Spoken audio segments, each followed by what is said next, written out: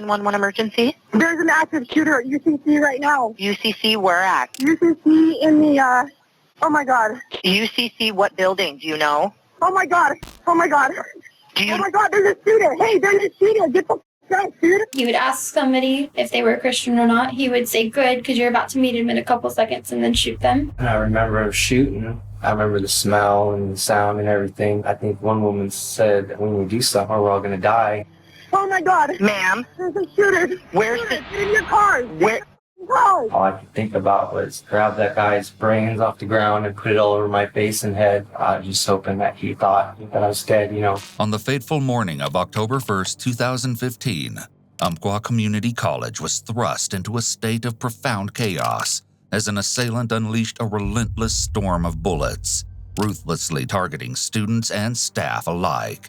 Amidst the frantic efforts of the officers, desperately tending to the wounded and grappling with the heart-wrenching loss of life, a startling revelation emerges.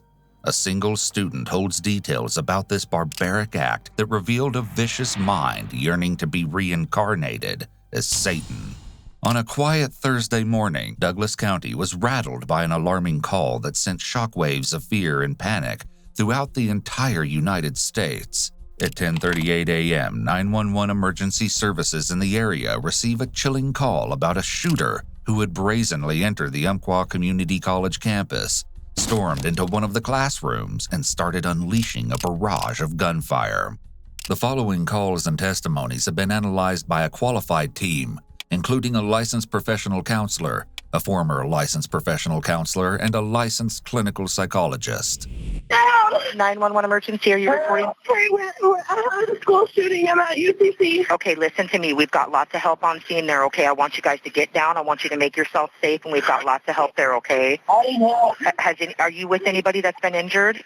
I'm sorry. It's okay. Listen to me. We've got lots of help there. Are you with somebody that's been injured? He's in the room. He's dead. Ma'am? As the gravity of the situation continues to unfold, an unrelenting deluge of calls flood in from distraught parents. 911. Do they know that there's a shooting at UCC? We have lots of help headed that way. Are you at the college? I am not. My daughter just called me. She's right next door. I told her to barricade any door. I told them take whatever they have and barricade the door. We have lots of help headed that way for them, okay? Fortunately. I need to tell you something. Okay.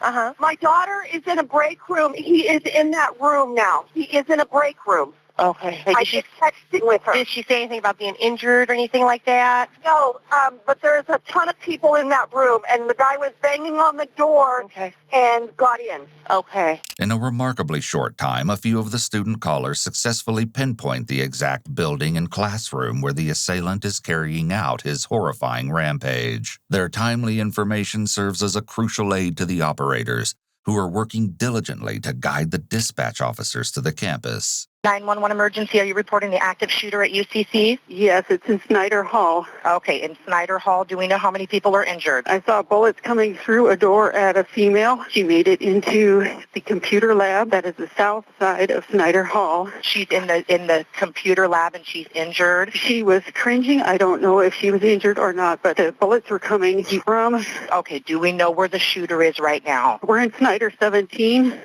either Snyder 14 or 15. As the sudden surge of calls congests the emergency phone lines, the police remain wary of the possibility of multiple casualties on site. 774 medical aid. We have a report of one person shot.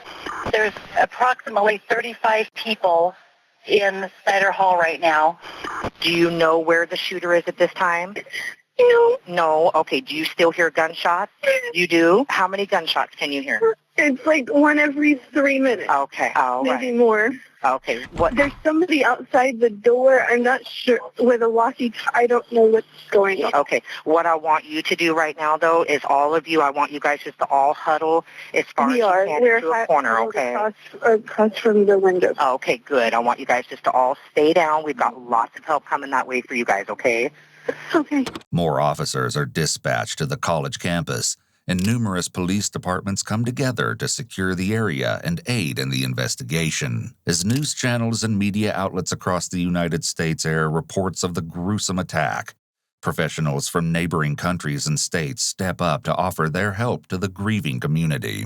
This is Rick Thompson up at the Marion County Medical Examiner's Office. We got word of your situation down there, and we're just calling to see if we can offer any staff to come down and give assistance to you guys down there. Once the incident becomes known nationwide, emergency services receive tip calls from concerned citizens who report suspicious activities they'd witnessed in the hours before and during the shooting. The unnerving details in these tips give rise to a horrifying concern, hinting at the troubling possibility of there being multiple shooters involved. I was on the 911 line just a few moments ago with a caller that was reporting a male with a gun seen on I-5 northbound around the Sutherland exit, just walking along the side of the road. He had a pistol in his hands. It could be related to your shooting, I'm not sure. And did she give you a description of this guy? She says there were two males. She only gave me a description of the one holding the pistol. Black male, possibly in his 20s, short dark hair. He was last seen wearing a dark sweatshirt and gray sweatpants. 911 emergency? Yes. I just had a strange incident. I walked up on one of the empty lots where I live. Yeah. And there was a pickup there with a young college-age student, and I thought he was throwing out garbage, and he told me it wasn't garbage, and it was school stuff. I didn't get around to the back where I could look. I thought he was just dumping trash. And he looked like he was really uncomfortable and kind of fidgety. Oh, he did. Soon, these tips shift towards the campus and become more specific. Okay, and you said you saw...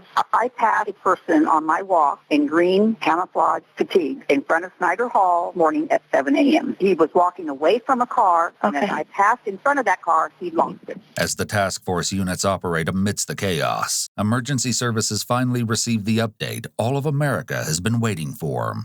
183, we are code 4, the suspect is down. Copy. Code 4, suspect is down. After a standoff between a shooter and law enforcement, one of the officers has been able to hit the shooter on the right side. The shooter then retreated into one of the classrooms. From within, officers can hear one more final shot. The shooter is dead. Still, officers continue to cautiously scour the campus as they rescue students and staff who've been trapped inside classrooms. Simultaneously, a haunting realization sets in for all emergency services. Hi, I was calling. I'm in Ohio, and I know that you guys have the school. Yes, shooting. how can I help you? I was online, and there's a website, and there's a post yesterday saying that there's going to be a school shooting, and people recommending how to do it. So I don't know if you guys are aware of this. I mention this because there have been other shootings and stuff like in the past on the news, and like people seem to go to this website and post stuff about it. I need you to specifically read that to me. Some of you guys are all right. Don't go to school tomorrow if you are in the Northwest. Happening thread will be posted tomorrow morning. Meanwhile, after conducting a comprehensive sweep of the entire premises and meticulously examining every nook and cranny of the buildings, the investigating team determines that there was only one shooter on site. The sheer quantity of ammunition and weapons uncovered from the shooter's bag at the school makes everyone's blood run cold. The extent of meticulous planning indicated that it was unlikely for only one person to set things of this magnitude into motion. Recognizing the significance of the internet post, the investigating team promptly alerts the FBI, who in turn posts several assistant investigators to probe the matter with utmost urgency. If they can nab this anonymous author of the post, there's a chance of bursting the entire racket. As the team springs into action, alarming waves of reports flood in from vigilant citizens. They alert operators about the post's rapid sharing across social media platforms.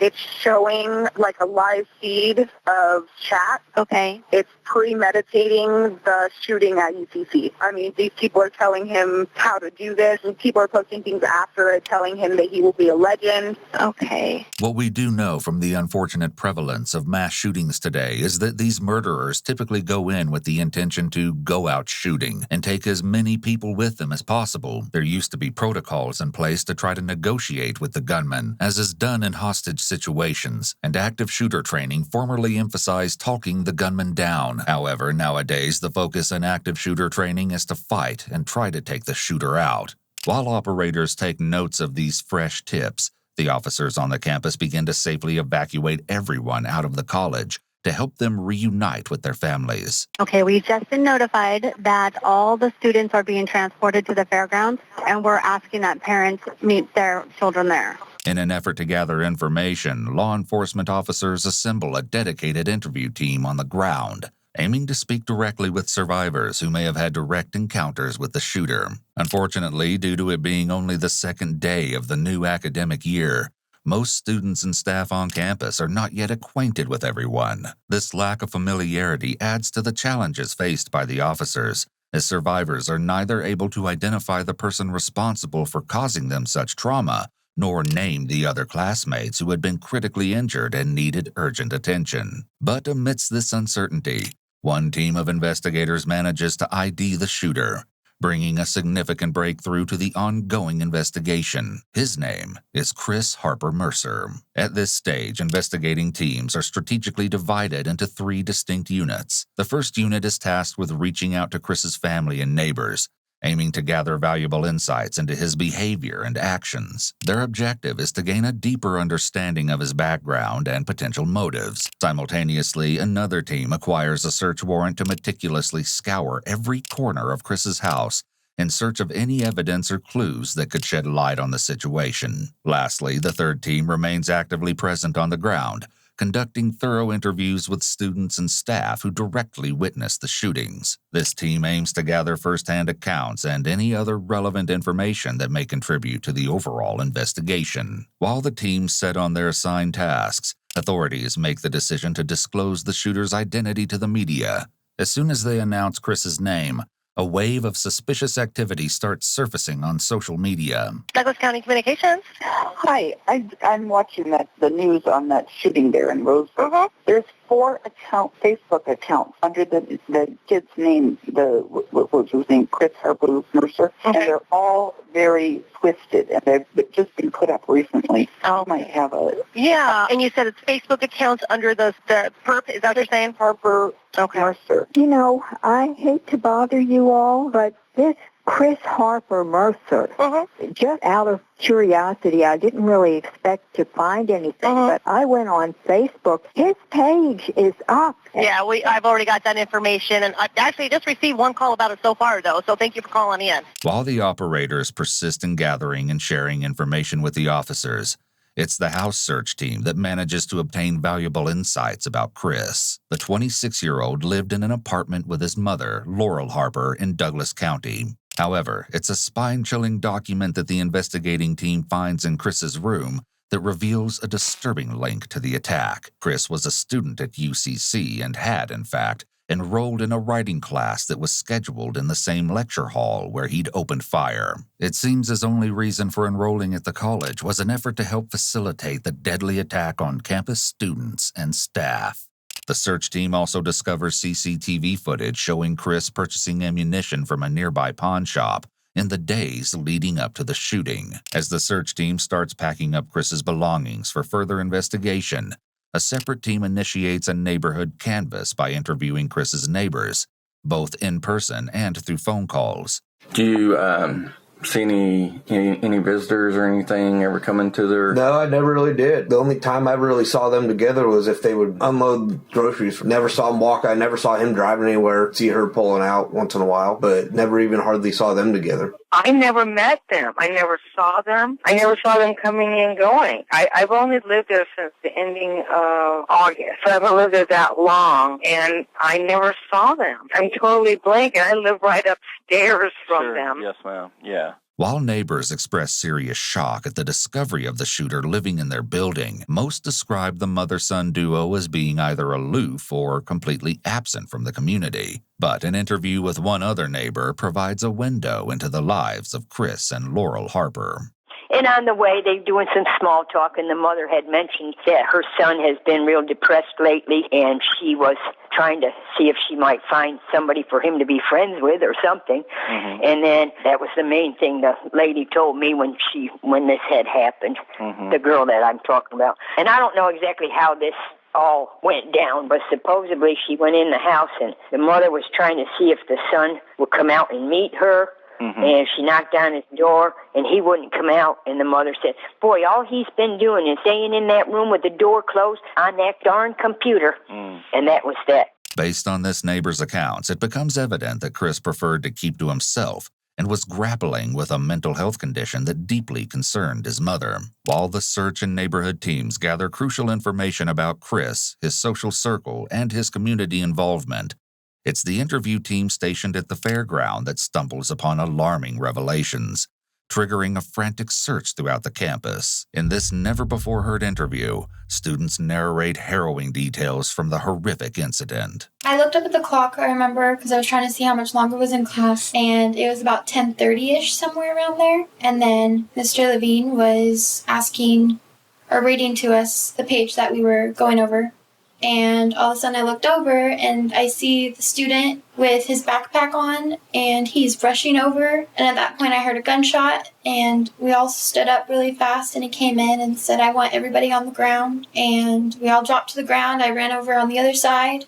I didn't see it because I wasn't looking at the point, but I didn't see my teacher after that moment, the first gunshot that I heard. And then he was yelling at us, shooting at the ceiling, saying, I want everybody in the center of the room. And we weren't moving very fast, and he was telling us to go quicker. And we weren't all, bunched up, I guess you would say. So he told us to get closer. He pulled off his backpack and said, it will be a miracle if any of you survive today. And that if one of you survive, and then he stopped at that point and said, hey, you in the back. And pointed out one of the students and said that you're going to be the survivor today. So come on up here. And then he gave him his backpack and said, all of my stuff's in here. There's a flash drive with all of my stuff. Show this to the police after I'm done. And then at that point, he shot the kid. And that was the first one I saw. And at that point, I honestly thought it was a drill. I thought people were in on it because I've never really heard that kind of a gunshot before. So it didn't really sound like it. It kind of sounded like a firecracker kind of thing. And then we were all in the middle, and then he started pointing out people, and at that time I had my head down. I didn't look up from there, but I heard him saying, hey, you right there, stand up, and then he would just start calling out people, asking what their religion was. I heard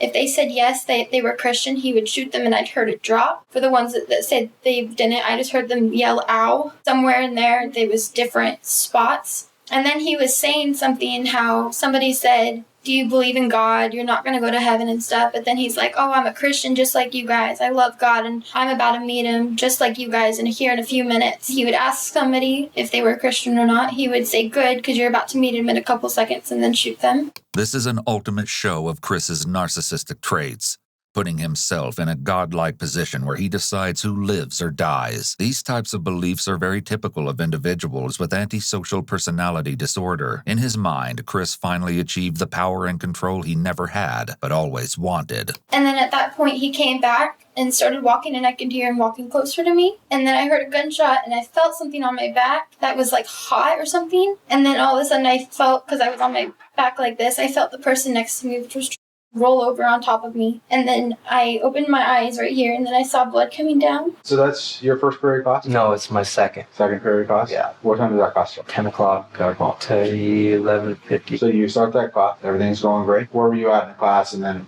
kind of walk us through how that all started? And there's 3 rows of tables. I was in the middle table at the very front, closest to the door. I don't know, I was doing something on my paper. We were doing a nouns and verbs worksheet or whatever, working on grammar. I remember hearing something. I don't remember what it was. It just kind of threw me off, and the guy walked in the door. When I looked up, I was hearing him say, I've been waiting to do this for a long time, or something down the lines of that. Still didn't even realize what was going on. Then he bought his gun or whatever and told everybody to get down on the ground. You remember where he shot the gun? As far as I know, I didn't see him shoot anybody yet. My table was right in front of the podium or whatever where the teachers stand. And I ended up under that table towards the teacher's desk. And I remember looking up, and the teacher was crouched down right above me with his hands on the table, trying to hide behind the table. I remember thinking I got nowhere to go. Where is he going to go? He started yelling for all of us to get in the middle of the room and stay on the ground. And at that point, I started to move, and he shot the teacher in the head. And the teacher was laying by my leg, and you could tell he was dead. Then there was a guy, I don't know who he was, that was on the ground right next to me. His head was right in front of mine, and he shot him in the head. He just started shooting. I know somebody had come to the door, a woman, and he had shot her a couple times. There was a table right in front of me and him, and I remember him shooting. I remember the smell and the sound and everything. And the guy right next to me, all I could hear was that, because it was really quiet in the room. I think one woman said, we need to do something or we're all going to die. And I remember thinking a couple different times, we don't do something. But there was no way that if I got up, I would have had to go over a body. I would have had to go through 2 tables to a guy with a gun. I was like, I'm going to die if I do that because no one else is trying to. I was on this, here's the middle row. He's on this side. I'm over here. There's a table and the guy's dead here. And the teacher's, I don't remember if he was on my legs or if he was just against my legs. Wasn't looking at me. All I could think about was grab that guy's brains off the ground and put it all over my face and head and laid there. I couldn't quit moving. I was just hoping that he thought, my body was twitching or whatever, that I was dead, I heard him stand one woman up, asked her what her religion was, and she said she was a Christian. And he said, well, that's good, because you can see your God in 1 second. He shot her, stood someone else up, and said, don't beg, something about not killing her right away. And then he did shoot her, and she was still alive, and he was like, see, or whatever, and he shot her again.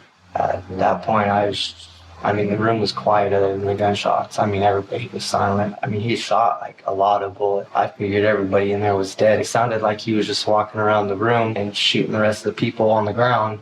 So I pretty much was just waiting to die. All students displayed immense bravery as they shared their firsthand experiences and recounted the horrors they'd witnessed. Moreover, their testimonies revealed a disturbing pattern indicating Chris's vehement opposition to faith and his sadistic satisfaction in torturing people before taking their lives. But there was one sinister detail in all of the student accounts that left the entire investigating team with panicked goosebumps. All students who were interviewed disclosed to the police that Chris had singled out a particular student, entrusting him with a mysterious manila envelope. Unfortunately, no one knew this student or his name.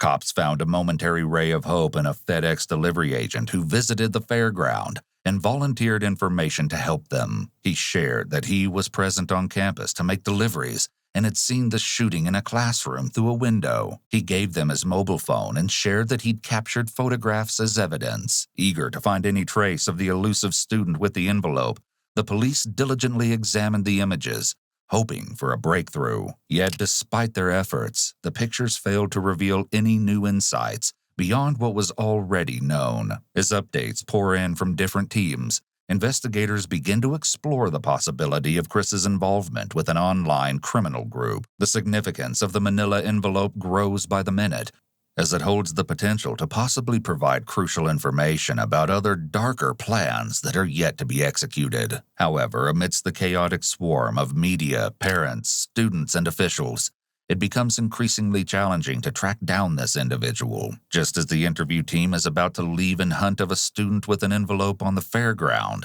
they find their breakthrough in one of the last students they interview. So he fired a couple shots before he came in? And then through the window, I think. Okay, so go ahead and tell us. And then he came inside and he yelled and told everybody to get into the room. In the middle of the room. And he looked at me and he said, "Kid with the glasses, get inside, and hand me the envelope." He's like, "This is a memento for the cops, to whoever the survives this," and then handed me it and told me to get in the back of the class, and then he wasn't going to hurt me if I give it to the cop. And then he just shot people. He just went through and shot everybody one by one and was asking them if they're religious. And he was asking if they were religious? Yeah. Do you remember how he was shooting people?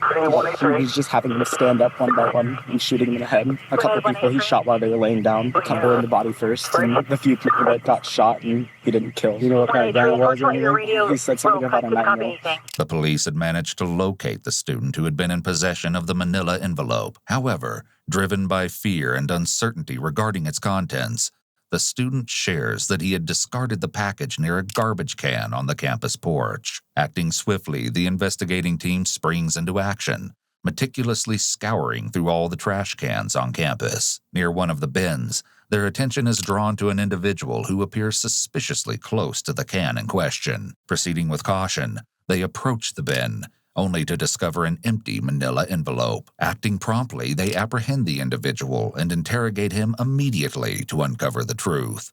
and there was an envelope on the sidewalk behind my car. It was a brown manila envelope. So I pick it up and I look inside and it had a flash drive in it. So I just threw the envelope in the trash can, put the flash drive in my pocket. I thought somebody dropped it. So I was going to turn it into the office so they could figure out what student it was. This detective walks up and there's a blood splattered by it must have been one of the 3 kids was carrying that envelope. It turns out that this person is also a student at the university and had witnessed the entire shooting from the college's parking lot. He hands over the drive to the investigators, who immediately plug it into a computer to see its contents. It's in this drive that all the answers to the ever-growing questions of the investigating team are found. Chris had typed a 6-page manifesto depicting himself as a lonely, dejected 26-year-old. Similar to other mass shooters, he rambled in his writing about being a virgin and having no friends. He glorified killing and other killers and included a lengthy discriminatory rant about other men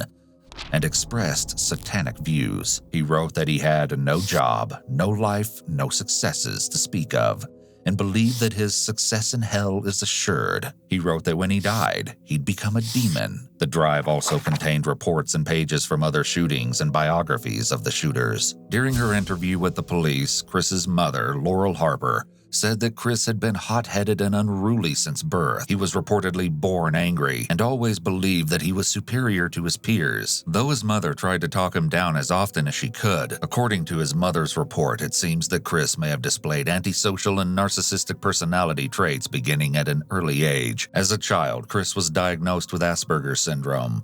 After he was diagnosed, he was put on medication, but their family life didn't improve. His parents separated, and his father left the home when he was a young child. He and his mother survived mostly on welfare checks and the help of family. Regardless of their circumstances, Chris's mother had tried her best to shape him into a happy, functioning member of society. But at 18 years old, he stopped taking the medication, and his mental health worsened.